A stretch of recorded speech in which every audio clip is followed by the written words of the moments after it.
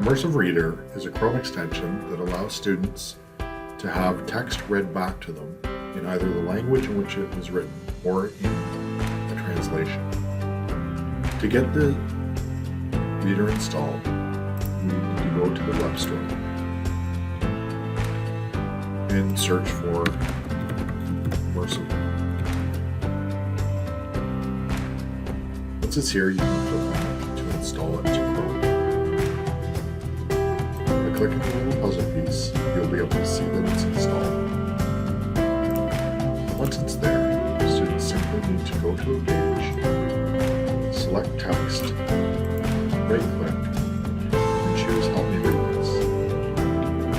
Load the page into Immersive Reader and allow it to play it back. I'm kind of a big deal. By going to the book, they can change the language and apply it to the entire document. This will change the text on the screen as well as the playback. 语有微大不了，此二使者，文艺复兴之二使，降低。 Please note that some of the translations may be literal or not